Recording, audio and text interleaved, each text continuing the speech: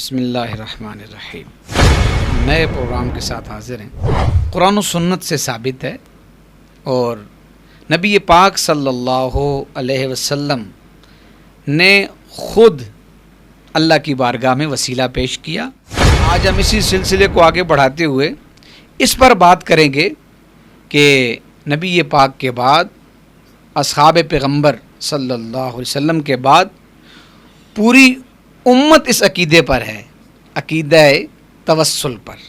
اس موضوع پر بات کرنے کے لیے آج ہمارے اسٹوڈیو میں تشریف فرما ہیں آپ کی جانی پہچانی شخصیت حضرت علامہ مولانا زاہد محمود نعمانی صاحب۔ السلام علیکم ورحمۃ اللہ وبرکاتہ۔ وعلیکم السلام ورحمۃ اللہ وبرکاتہ۔ سب سے پہلے تو ہم نے قرآن و حدیث سے اس چیز کو ثابت کیا، سید عالم صلی اللہ علیہ وسلم کا جو اپنا ایک عمل تھا کہ حضور صلی اللہ علیہ وسلم خود بھی وسیلہ پیش کر، تابعین نے بھی اسی توسل کے عقیدے کو صحابہ سے سیکھا۔ ایک واقعہ جو ہے سمجھیں کہ اس دور کی امت کے مزاج کی ترجمانی ہے۔ اللہ ہمارے اس پروگرام کو ہدایت کا ذریعہ بنائے۔ تو حضرت عثمان بن حنیف رضی اللہ تعالیٰ عنہ والا واقعہ، اس کے سارے حوالہ جات ہم نے گزشتہ پیش کر دی۔ اللہ کے فضل سے ان کو کوئی بھی رد نہیں کر سکتا۔ حج کے بعد پھر افضل عبادت کیا ہے؟ مجرم بلائے آئے ہیں جاؤ کہے گواہ، پھر رد ہو کب یہ شان کریموں کے در کی۔ اس دور میں عام سے عام مسلمانوں کا عقیدہ بھی یہی تھا۔ سید عالم صلی اللہ علیہ وسلم کی تربت اقدس کے بارے میں یہ شعر بڑا کمال کا ہے اور اسی میں ہماری ترجمانی ہے اور ہماری فتح ہے۔ یہ شعر سید عالم صلی اللہ علیہ وسلم نے خواب میں فرمایا اتبی، جو عربی کا لفظ ہے نا، لوگ اس سے کوئی اور معنی لے جاتے ہیں، جی وہ سادہ بندہ تھا، اسے پتہ نہیں تھا، جس طرح وہ میں آگے ذکر کروں گا ابن تیمیہ نے کیسی کیسی باتیں کی اس حدیث کے اوپر۔ یہ ہے کہ بندے کی شفاعت کے لیے ایک مجرب عمل یہ بھی ہے، یہ تمہارے ملنگوں کا اور تمہارے چند لوگوں کا دین ہے۔ 6 صدی کی بات ہے کہ اس زمانے میں بھی فقہ کی کتابوں کے اندر بھی یہی عقیدہ بیان کیا جا رہا تھا۔ سید عالم صلی اللہ علیہ وسلم کی بارگاہ میں جا کر استغاثہ پیش کرنا، حضور کا وسیلہ اور توسل، یہ عقیدے کے باب میں ہم سب ایک اپنے من میں ڈوب کر پا جا سراغ زندگی، تو اگر میرا نہیں بنتا نہ بن اپنا تو بن۔ فقہ حنبلی سے ہی 7 کتابیں پیش کی۔ پچھلے 8 صدیوں میں ایک بندہ بھی نہیں تھا کہ جس نے ان واقعات کا انکار کیا۔ یہ 8 صدیوں پیچھے اپنا کوئی بھی نہیں بیان کر سکتا، یعنی یہ رد نہیں کر سکا کہ ایسا ہوا نہیں ہے۔ میں سمجھتا ہوں یہ بچونگڑے ہیں ابن تیمیہ کے آگے۔ امر مشروع یعنی شریعت میں اجازت نہیں تھی، پھر بھی ان کی حاجت پوری ہو گئی۔ اجازت نہیں تھی تو پھر سید عالم صلی اللہ علیہ وسلم تو امت کو تعلیم دے کر گئے تھے اس عقیدے کی۔ آج کی وہابی فکر کلمات اتنے خوبصورت لکھے ہوئے، ان کو یہ بھی نہیں مٹا سکتے۔ اہل سنت کو فخر ہے۔ آپ نے ہمارا آج کا پروگرام سنا، ہم اس سلسلے کو مزید جاری رکھیں گے۔ اللہ تبارک و تعالی ہمیں عقیدہ اہل سنت پہ استقامت عطا فرمائے، آمین بجاہ النبی۔ بسم اللہ الرحمن الرحیم۔ السلام علیکم ورحمۃ اللہ وبرکاتہ۔ محترم ناظرین، کیسے ہیں آپ؟ اللہ تبارک و تعالیٰ کے فضل، اس کے کرم، اس کی توفیق اور رسول اللہ صلی اللہ علیہ وسلم کی نظر عنایت سے آج ہم ایک نئے پروگرام کے ساتھ حاضر ہیں۔ ہم چونکہ عقیدہ اہل سنت، معمولات اہل سنت پر تفصیل کے ساتھ بات کرنا چاہتے ہیں۔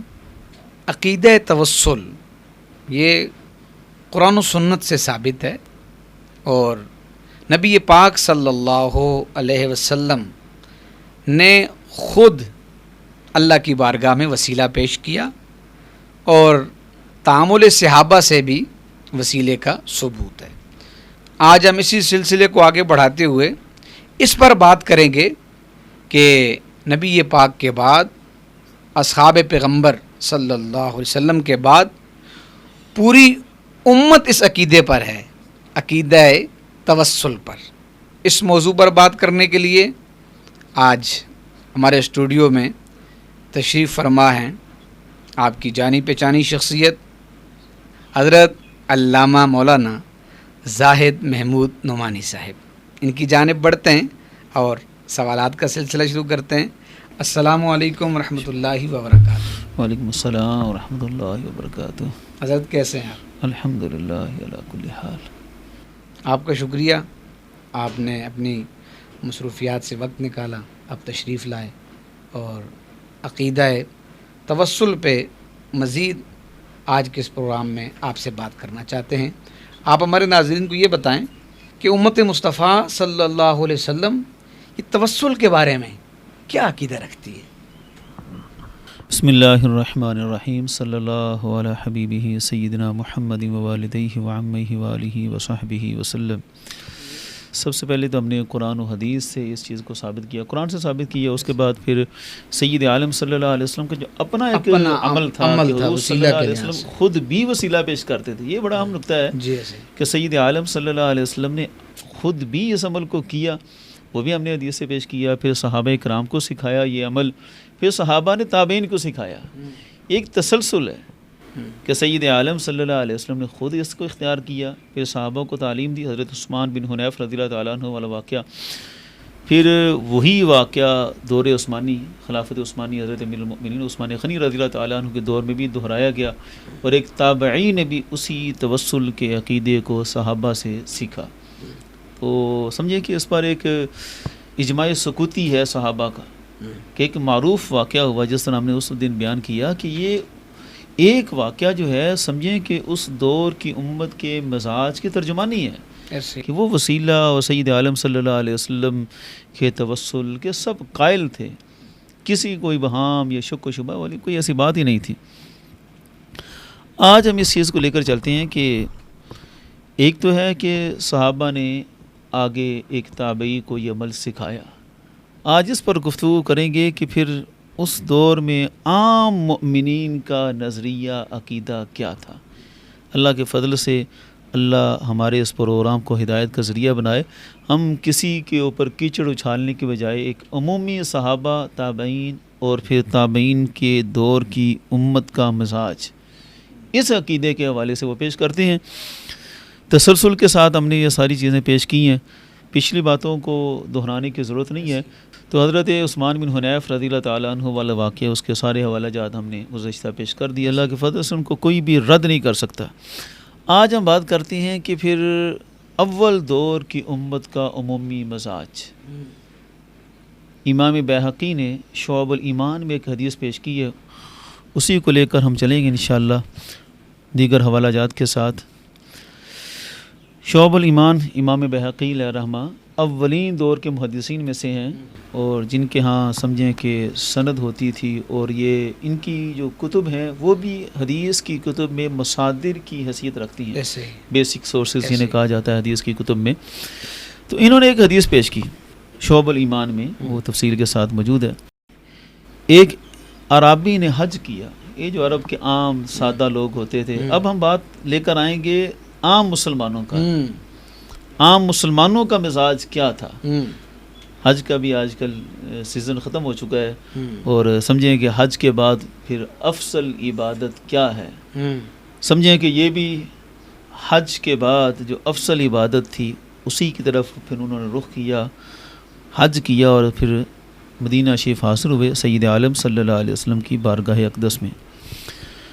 فرماتے ہیں کہ جب وہ مسجد رسول صلی اللہ علیہ وسلم کے دروازے تک پہنچے تو اپنے اونٹ کو انہوں نے بٹھایا، اس کو باندھا، پھر مسجد شریف میں داخل ہوئے، حتی اتی القبر، مسجد سے ہوتے ہوئے سیدھا سید عالم صلی اللہ علیہ وسلم کی قبر انور روضہ پاک پر حاضر ہوئے، وَوَقَفَ بِحِذَاءِ وَجْهِ رسول اللہ صلی اللہ علیہ وسلم، کہ اللہ کے رسول صلی اللہ علیہ وسلم کے وجہ، جسے ہم مواجہہ شریف کہتے ہیں، مواجہہ شریف کے سامنے ہو کر وہ کھڑے ہوئے۔ آج لوگوں کو وہاں روکا جاتا ہے کہ جناب ادھر رخ نہ کریں، ادھر قبلہ ہے، حالانکہ دعا کا قبلہ تو آسمان ہے، اس کے لیے تو کوئی قبلہ معین ہے ہی نہیں۔ یہاں ایک عرابی کا پورا واقعہ نقل کیا کہ وہ رسول اللہ صلی اللہ علیہ وسلم کی مواجہہ شریف کی طرف رخ کر کے کھڑے ہوئے اور آ کے پکارا، بھی ابی انت و امی یا رسول اللہ، حضور میرے ماں باپ آپ پر قربان ہوں، جئتک مسقلا بالذنوب والخطایا مستشفعا بک علی ربک، عرض کہ حضور میں گناہوں کا، خطاؤں کا بوجھ اٹھا کر آیا ہوں یہاں پر، اور آپ کی بارگاہ سے شفاعت کا طلبگار ہو کر رب عز و جل کی بارگاہ میں آپ کی شفاعت مجھے چاہیے۔ اور آگے وہی آیت پڑھی کہ اللہ نے فرمایا ہے وَلَوْ أَنَّهُمْ إِذْ ظَلَمُوا أَنفُسَهُمْ جَاءُوكَ فَاسْتَغْفَرُوا اللَّهَ وَاسْتَغْفَرَ لَهُمُ الرَّسُولُ لَوَجَدُوا اللَّهَ تَوَّابًا رَحِيمًا۔ تو یہ آیت پڑھی جس کو اعلیٰ حضرت کی زبان میں بیان کریں تو مجرم بلائے آئے ہیں جاؤ ہے گواہ، پھر رد ہو کب یہ شان کریموں کے در کی ہے۔ اسی آیت کے مفہوم کے ترجمان کی اعلیٰ حضرت نے کہ اللہ کا ہمیں حکم ہے کہ اپنی جانوں پر ظلم کرو تو میرے محبوب کی بارگاہ میں حاضر ہو جاؤ، محبوب شفاعت کریں گے تو رب کو بھی تم تواب اور رحیم پاؤ گے۔ اچھا، یہاں تک انہوں نے سید عالم صلی اللہ علیہ وسلم کو پکارا آپ کے روزہ انور پر۔ آگے پھر لوگوں کے در متوجہ ہو کر یہ شعر پڑھا سید عالم صلی اللہ علیہ وسلم کی تربت اقدس کے بارے میں۔ یہ شعر بڑا کمال کا ہے اور اسی میں ہماری ترجمانی ہے اور ہماری فتح ہے یہ شعر۔ یا خیر من دفنت بالقاء اعظمہ، کہ اے وہ مقدس ترین ہستی خیر من دفنت، کہ جن کو بھی زمین میں دفن کیا گیا ان میں سب سے مقدس ترین ہستی بہترین آپ ہی ہیں جن کے وجود کو زمین کے سپرد کیا گیا۔ فطاب من طیبہن القاء والاکم، کہ حضور صلی اللہ علیہ وسلم کی برکت سے اس زمین کے ٹیلے اور چٹانیں یہ بھی خوشبودار ہو گئیں۔ یعنی ان کا تخیل دیکھیں، ایک ہے کہ جس زمین میں وجود مبارک ہے وہ خوشبودار ہوئی، لیکن تخیل یہ ہے کہ حضور صلی اللہ علیہ وسلم کے آنے کی برکت سے یہ دور دور تک پہاڑ ٹیلے ہر چیز ہی خوشبودار ہے۔ اب خوشبو ہے لیکن آئے گی اسے ہی جس کے نصیب ہوں گے، یہ ایک روحانی اور برکت کی خوشبو ہے۔ یا نفس الفدا لقبر انت ساکنہ فیہ العفاف فیہ الجود والکرم، میری جان فدا ہو اس قبر پر انت ساکنہ، ایک ایک لفظ کمال تھا، ایک ایک لفظ کمال کا ذکر کیا کہ اس قبر میں حضور ساکن ہیں۔ یہ بڑا ادب کا جملہ ہے، یہ نہیں کہ قبر میں مر کے مٹی مل گئی جس طرح معاذ اللہ ساکن کا لفظ استعمال کیا کہ حضور آج بھی یہاں پر ایک ساکن کی حیثیت سے ہیں، جس طرح ایک مکان پہ بندہ ساکن ہوتا ہے تو سید عالم صلی اللہ علیہ وسلم قبر مبارک میں ایک ساکن کی حیثیت سے ہیں۔ فیہ العفاف و فیہ الجود والکرم، اس قبر مبارک میں عفاف بھی ہے، جود و کرم سب کچھ اس قبر مبارک میں ہے۔ تو وہ جود و سخاوت کے طلبگار تھے تو انہوں نے یہ کلام پڑھا۔ اب یہ جو شعر ہے نا یہ آج بھی روضہ مبارک کی جالیوں پہ کندہ ہے۔ اچھا، یا خواجہ شریف کی جو جالی ہے نا مقدس، تو یہ اولین دور کا یہ عرابی نے یہ پڑھا۔ تو روایت اس کے پہلے کی بھی ہے کہ غالباً مولا علی رضی اللہ تعالیٰ عنہ کا ہے، یا حضرت ابوبکر صدیق رضی اللہ تعالیٰ عنہ کا، یا سید عالم صلی اللہ علیہ وسلم کی کسی پھوپھی جان کا ہے۔ الغرض یہ ایک معروف شعر تھا، اس وقت یہ سید عالم صلی اللہ علیہ وسلم کی قبر انور پہ پڑھا گیا اور پڑھ کے انہوں نے کہا حضور آپ کی بارگاہ میں آئے ہیں، اس قبر مبارک سے ہی جود سخاوت کرم کی ہمیں امید لگی ہے۔ تو سید عالم صلی اللہ علیہ وسلم کو پکار کے انہوں نے شفاعت طلب کی کہ اللہ کا حکم ہے کہ حضور کی بارگاہ میں آئیں تو اللہ رب العزت بھی بندے کی توبہ کو قبول کرتا ہے۔ تو اس طرح انہوں نے سید عالم صلی اللہ علیہ وسلم کی ذات اقدس کو مخاطب کیا۔ اب اس کو پھر دیگر محدثین نے مکمل بھی ذکر کیا کہ آگے کیا ہوا۔ امام نووی علیہ رحمہ بڑے مشہور محدث ہیں، حدیث میں ان کی جتنی خدمات ہیں، مسلم شریف کی شرح جو ہے وہ پورے عالم میں ان کی معروف ہے۔ امام نووی علیہ رحمہ ان کی کتاب الاذکار میں پھر اگلا واقعہ بھی سارا ذکر ہے کہ عتبی کے حوالے سے وہ بھی کہتے ہیں کہ قبر نبی صلی اللہ علیہ وسلم کے پاس میں بیٹھا ہوا تھا تو وہاں عرابی آئے، انہوں نے یہی عمل دہرایا، سید عالم صلی اللہ علیہ وسلم کی قبر انور کی طرف متوجہ ہو کر یہی شعر پڑھا، یا خیر من دفنت بالقاء اعظمہ، سید عالم صلی اللہ علیہ وسلم کو پکارا۔ اب آگے عتبی کہتے ہیں کہ وہ تو پلٹ کر چلے گئے، پھر آگے کیا ہوا، فحملتنی عیناج، کہتے ہیں آنکھوں پر جب نیند کا غلبہ آیا تو اس عالم میں خواب میں نبی پاک صلی اللہ علیہ وسلم کی زیارت میسر آئی۔ سبحان اللہ۔ فقال علی یا عتبی، سید عالم صلی اللہ علیہ وسلم نے خواب میں فرمایا عتبی جاؤ اس اعرابی سے ملو فبشرہ بأن اللہ تعالی قد غفر لہ، اور اسے خوشخبری سنا دو کہ اللہ نے تمہاری مغفرت فرما دی۔ واہ، اب یہ امام نووی علیہ الرحمہ محدثین بالکل اس کی چیز کو بیان کر رہے ہیں کہ حضرت عتبی نے جو کچھ بیان کیا کہ ایک عرابی آئے، سادہ بندہ آیا، اور اس طرح سید عالم صلی اللہ علیہ وسلم کی قبر انور پر آ کر اس نے سید عالم صلی اللہ علیہ وسلم کو پکارا، شفاعت کو طلب کیا، تو اللہ رب العزت کی طرف سے اتنا کرم ہوا کہ سید عالم صلی اللہ علیہ وسلم کی زیارت میسر آئی، اور یہ سارا معاملہ اس کی مغفرت کا ہوا۔ اب یہ ہے اس امت کا مزاج۔ اب یہ ایک عام بندہ تھا اس دور کا، یعنی پیچھے ہم نے بیان کیا نا حضرت عثمان بن حنیف رضی اللہ تعالیٰ عنہ، ولی حدیث حضرت عثمان غنی رضی اللہ تعالیٰ عنہ کے دور میں تھی، تو وہ تھا کہ صحابہ کا تابعین کو سکھانا۔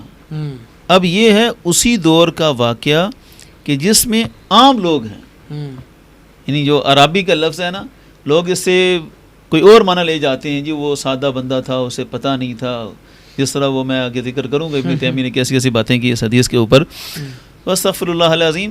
تو ایسا مسئلہ نہیں ہے، اصل اس سے سمجھنے کا نقطہ یہ ہے کہ اس دور میں عام سے عام مسلمانوں کا عقیدہ بھی یہی تھا۔ ایسے ہی اصل تو یہ سمجھنا ہے، اگر یہ غلط ہوتا تو پھر اتنے بڑے محدث جب اس کو نقل کرتے ہیں تو وہ اس کو رد کر دیتے، بالکل ایسے ہی ہے، یا پھر اس کو نقل ہی نہیں کرتے کہ یار ایک عام سے بندے کی بات ہے اور اس نے آ کر یہ عمل کیا تو یہ پتہ نہیں جائز ہے یا نہیں جائز۔ اگر کسی کے دل میں شکوک و شبہات ہوتے تو اس کو ویسے ہی رد کرتے، نقل ہی نہ کرتے۔ لیکن نقل کرنے کے بعد کہتا جی یہ غلط بات ہے، یہ غلط بات یہ منع ہے، کوئی اس پر حالانکہ ایسا کسی نے بھی نہیں کیا۔ امام نووی علیہ الرحمہ نے مشہور کتاب ان کی الاذکار، کتاب الاذکار میں انہوں نے نقل کیا، جہاں انہوں نے مختلف قسم کے اذکار کو ذکر کیا، تو وہیں یہ ذکر کیا ہے کہ بندے کی شفاعت کے لیے ایک مجرب عمل یہ بھی ہے، وہ تو اس کو ایک مجرب عمل کے طور پر پیش کر رہے ہیں امت کے مزاج کے مطابق۔ اب آگے دیکھیں کن کن محدثین نے ان کو ذکر کیا۔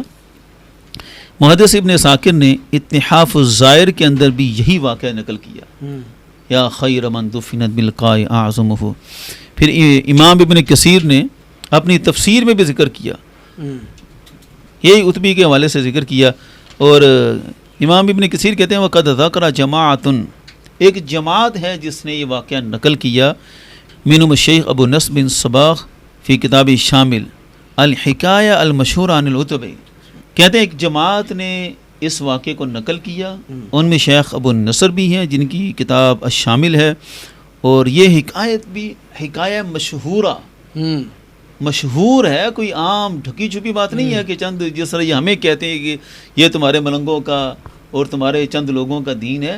امام ابن کثیر علیہ رحمہ فرما رہے ہیں کہ الحکایہ المشہورہ ایک مشہور حکایت ہے، اور پوری جماعت ہے اس کو نقل کرنے والی۔ آگے سارا واقعہ یہی نقل کیا کہ امام عتبی نے جو ذکر کیا۔ اب اس کے ساتھ ساتھ یہ بھی یاد رکھیں کہ یہ کچھ کتابیں وہ ہیں جو معروف ہیں جس کے ہم حوالے پیش کر رہے ہیں، انہی کتابوں والوں نے دیگر کتابوں کا بھی حوالہ ذکر کیا جو اپنے زمانے کے ساتھ نپید ہو گئیں۔ تو اسی طرح انہوں نے ذکر کیا کہ یہ قسم محب الدین طبری نے کتاب القراء لقاصد ام القراء اس میں بھی نقل کیا۔ اور اب امام ابن کثیر یہ ایسے بندے ہیں جن کو منکرین بھی بڑی اچھی طرح مانتے ہیں ابن تیمیہ کے شاگرد ہونے کی نسبت سے، لیکن امام ابن کثیر جو ہیں وہ انہوں نے جو کچھ بیان کیا عقیدہ اہل سنت بیان کیا۔ اب امام ابن کثیر کو ویسے بڑا نام لیں گے، جب اس طرح کی بات آئے گی نا حیرانگی کی بات ہے کہ ان کو بھی رد کر دیں گے، پھر ان پر بھی وہ سوال اٹھائیں گے کہ امام ابن کثیر نے یہ کیسے نقل کر دیا، کس پر اعتماد کر لیا۔ ایسی بات نہیں ہوتی، محدث جب ایک بات کو نقل کرتا ہے، امام ابن کثیر پھر ہر لحاظ سے بڑے مستقل، ہر فن میں ان کو ایک عبور حاصل ہے، تفسیر میں، حدیث میں، تاریخ میں، تو بڑی چھان بین کر کے انہوں نے اس واقعے کو نقل کیا اور باقاعدہ پوری ایک جماعت کی سند کے ساتھ ذکر کیا۔ ظاہر انہیں جس جماعت پر اعتماد تھا تو انہوں نے اس جماعت کو نقل کر کے یہ حدیث نقل کی، اور آخر میں وہ شعر وہی لکھا، یا خیر من دفنت بالقاء اعظمہ، کہ یہ شعر پڑھ کے سید عالم صلی اللہ علیہ وسلم کی قبر انور کی شان و عظمت کو بیان کر کے پھر انہوں نے اپنی شفاعت طلب کی، تو پھر خواب میں بشارت دی گئی اور انہیں مغفرت کی بشارت میسر آئی۔ اسی طرح امام سخاوی کی تفسیر ہے، انہوں نے بھی، امام سخاوی نے بھی اپنی تفسیر میں اس کو نقل کیا، اور یہ بھی 643 ہجری ان کا سن وفات ہے، نہیں 7ویں صدی کے آغاز کے یہ محدث ہیں، انہوں نے بھی بالکل اسی شعر کے ساتھ یا خیر من دفنت سید عالم صلی اللہ علیہ وسلم کی قبر انور کی شان و عظمت کو بیان کرتے ہوئے یہ واقعہ سارا انہوں نے نقل کیا۔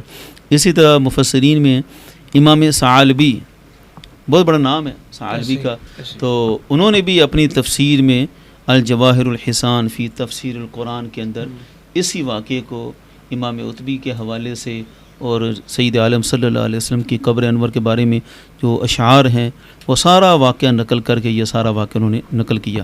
اب یہ 3 وہ مفسرین ہیں جنہوں نے اس واقعے کو اپنی تفسیر کے اندر نقل کیا، اور نقل کرنے کا مقصد یہ ہوتا ہے کہ ان کو پورا اعتماد تھا اور انہوں نے اپنا عقیدہ بھی ساتھ بیان کیا۔ اسی طرح چند وہ کتابیں ہیں جن کے اندر یہ واقعہ نقل ہوا، اور زمانے کے ساتھ وہ کتابیں شاید ناپید ہو گئیں، لیکن جو مفسرین ہیں وہ ساتھ ساتھ کتابوں کے حوالے دیتے رہے کہ فلاں کتاب میں بھی ہے، جیسا امام ابن کثیر نے ابو نصر کی کتاب شامل کا حوالہ دیا، تو اس طرح دیگر کتب میں بھی یہ واقعہ اسی طرح نقل ہوا۔ اب آتے ہیں چند فقہا کی طرف کہ جن فقہا نے بھی اس واقعے پر مکمل اعتماد کیا، اور ہم خاص طور پر بات کریں گے حنبلی فقہا کی۔ حنبلی فقہا کی بات کرنا بھی اس لیے ضروری ہے کہ عرب کے جو وہابی فکر کے لوگ ہیں نا، وہ اپنے آپ کو امام احمد بن حنبل علیہ رحمہ کی طرف منسوب کرتے ہیں۔ اچھا، ان کا دعویٰ یہ ہے کہ ہم فقہ حنبلی پر قائم ہیں، اب صرف نام کے وہ حنبلی ہیں، ورنہ امام احمد بن حنبل علیہ رحمہ کا مذہب کیا ہے، ان کے مذہب کی بنیادی کتب کے اندر عقیدہ کیا ہے، وہ آج ہم سامنے پیش کر دیتے ہیں۔ تو فقہ حنبلی کی بڑی معروف کتاب ہے المغنی، موفق الدین ابن قدامہ الحنبلی بڑے مشہور ہوئے، تو ابن قدامہ الحنبلی کے نام سے موفق الدین ان کا بڑا معروف لقب ہے۔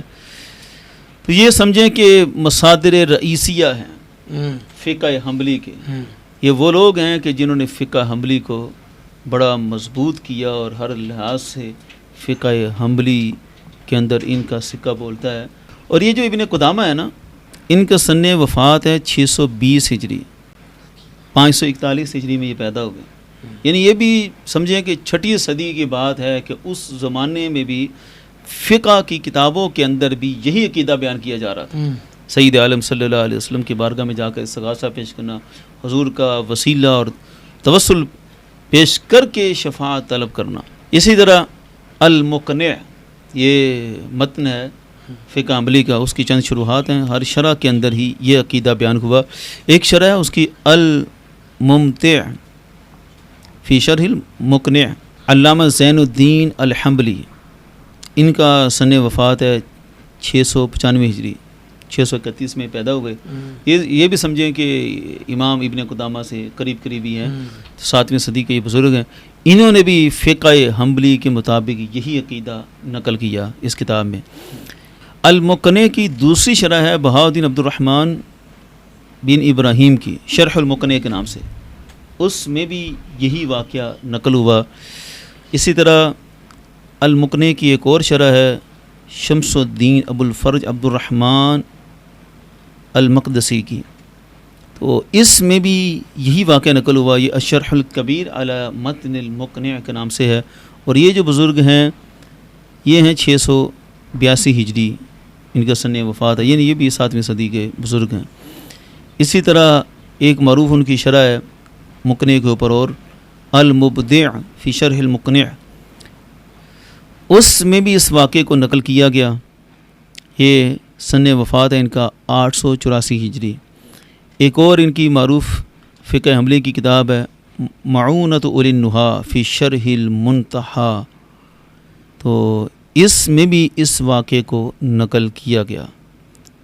کشف القناع عن الاقناع ایک اور کتاب ہے، اس میں بھی اس واقعے کو نقل کیا گیا۔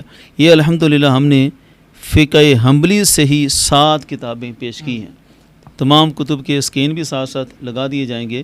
تو یہ ساری چیزیں فقہ حنبلی کے بنیادی مصادر کے ساتھ اللہ کے فضل سے ہم پیش کر رہے ہیں کہ یہ ائمہ کا مزاج تھا، فقہ حنبلی کی 7 کتب میں اس واقعے کو نقل کر کے پھر جو ہے وہ بھرپور طریقے سے ثابت کیا گیا۔ کہہ سکتے ہیں نا آپ حنفی ہیں اور آپ حنابلہ سے ہی لے رہے ہیں سارا۔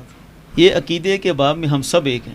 یہ خصوصی طور پہ بیان کرنے کی ضرورت ہے کہ ہمارا اختلاف اس طرح کا نہیں ہے کہ ہم ایک دوسرے پر فروع میں ہمارا اختلاف، یا اصول میں ہم سب ایک ہیں، ہم سب اہل سنت ہیں، عقائد میں کوئی اختلاف نہیں، یہ فروعات میں ہے. اور ان کو پیغام ہے کہ جو اپنے آپ کو فقہ حنبلی کی طرف منسوب کرتے ہیں وہ امام احمد بن حنبل کی بات کو ہی فالو کریں. وہ ہے نا اقبال کا وہ شعر، اپنے من میں ڈوب کر پا جا سراغ زندگی، تو اگر میرا نہیں بنتا نہ بن اپنا تو بن.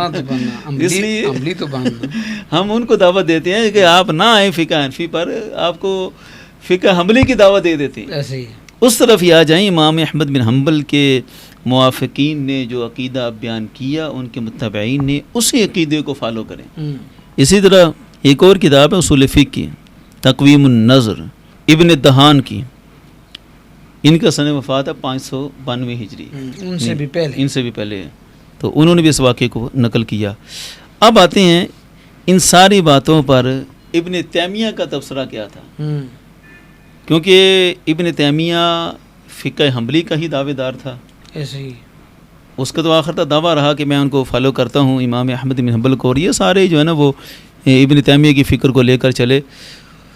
اس نے جو کتاب لکھی اقتداء الصراط المستقیم، اس میں بھی اسے اس واقعے کا جواب دینا پڑا.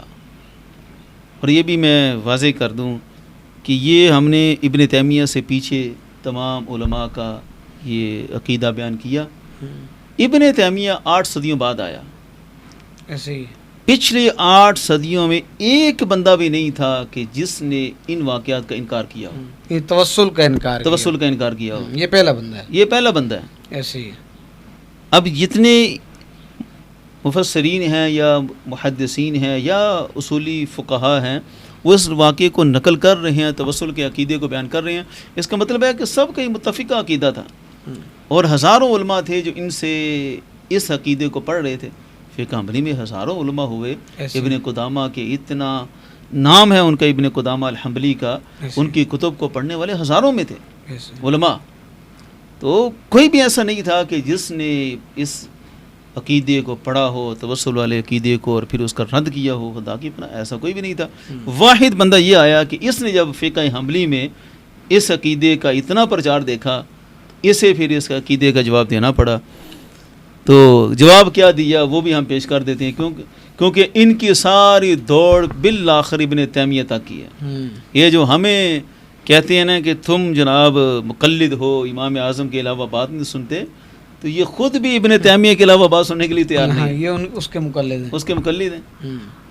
اور اللہ کے فضل سے ہم تو ان کے مقلد ہیں کہ جو سید عالم صلی اللہ علیہ وسلم کے دور مبارک کے بالکل قرب میں ہوئے. بالکل ایسے ہی امام اعظم ابو حنیفہ علیہ رحمۃ تابعین کے صفوں میں ایسے ہی، اور اول دور سے جنہوں نے امت کی رہنمائی کا فریضہ نبھایا، پھر ہر دور میں امت نے ان کو قبول کیا. یہ بہت بڑی بات ہے کہ امت قبول کرے، امت کا اجماع ہو جن شخصیات پر. ہم تو ان کی تقلید کرتے ہیں. یہ 8 صدیوں پیچھے اپنا کوئی بھی نہیں بیان کر سکتے. 8 صدیوں بعد ایک بندے کی پیروی کرتے ہیں، اور پیچھے ان کو کوئی تسلسل ہے ہی نہیں. ابن تیمیہ نے جب اس واقعے پر کلام کیا نا، عرابی کے واقعے پر، تو اس نے یہ نقل کیا، شعر اسے نقل کرنا پڑا کہ یہ جو الفاظ آئے، یا خیر من دفنت بالقاء اعظمہ فطاب من طیبہن القاء والاکم.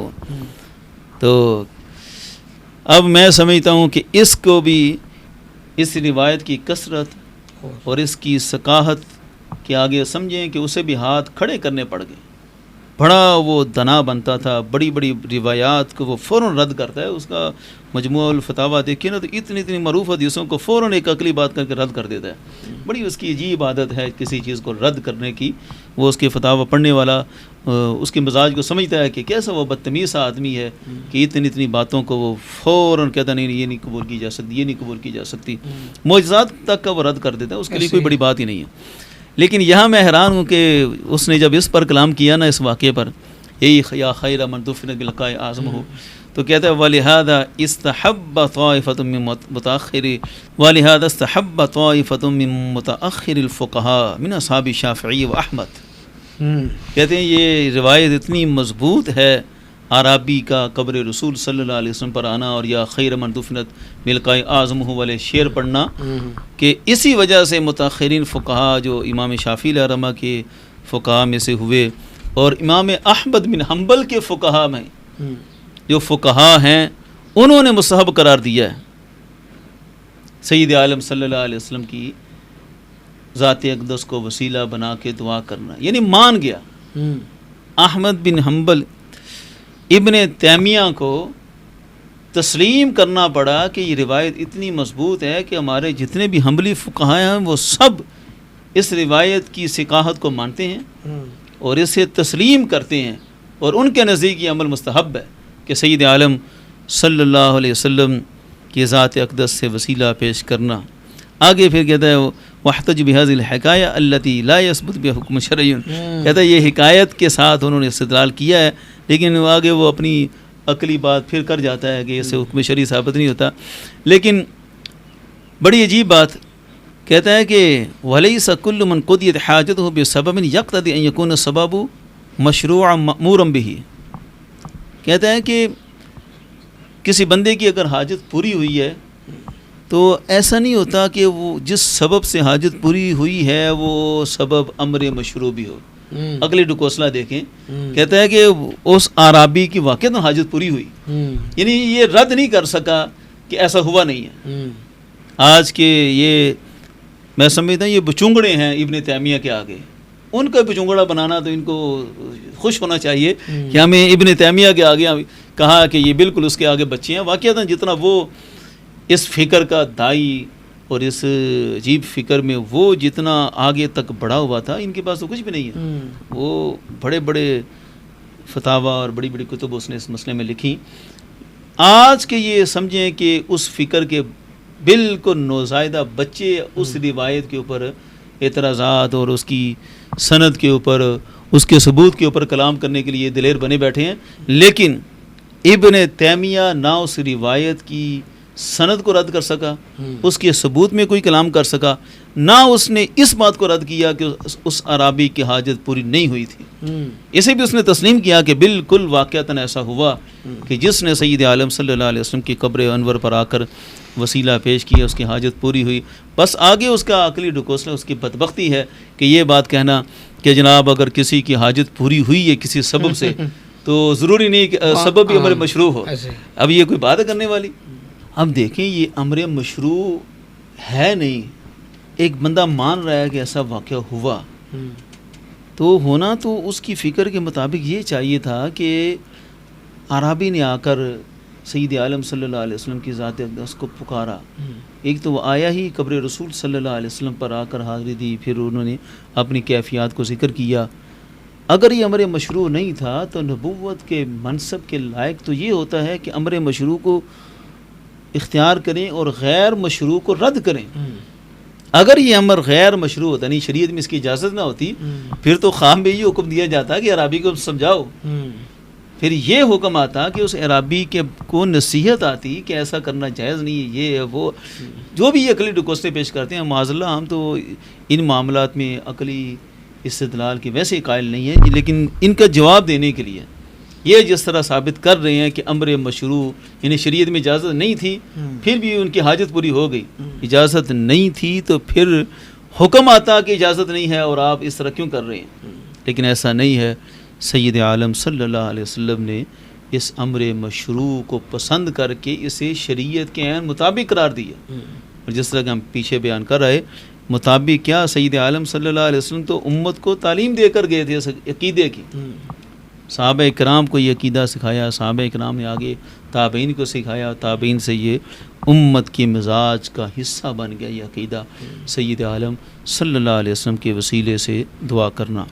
تو اللہ کے فضل اور توفیق سے یہ جو عقیدہ ہے نا، آج اس بات پر بھی غور کرنے کی ضرورت ہے کہ اس عرابی نے جس انداز سے، جس محبت سے آ کر سید عالم صلی اللہ علیہ وسلم کی مقدس تربت پر آ کر استغاثہ پیش کیا، حضور صلی اللہ علیہ وسلم کو پکارا، جن اشعار کے ساتھ پکارا، ان کی مقبولیت کا عالم دیکھیں کہ وہ صدیوں سے سید عالم صلی اللہ علیہ وسلم کی مبارک جالیوں پر آج بھی نقش ہیں، اور جنہوں نے نقش کیے انہوں نے اسی واقعے کی تصدیق کرتے ہوئے پورا سمجھیں کہ امت کو عقیدہ بنا کر دیا کہ سید عالم صلی اللہ علیہ وسلم کی بارگاہ میں آؤ تو اس طرح آؤ جس طرح وہ فلاں عربی آئے تھے، آ کر انہوں نے حضور صلی اللہ علیہ وسلم کو ان الفاظ کے ساتھ پکارا تھا۔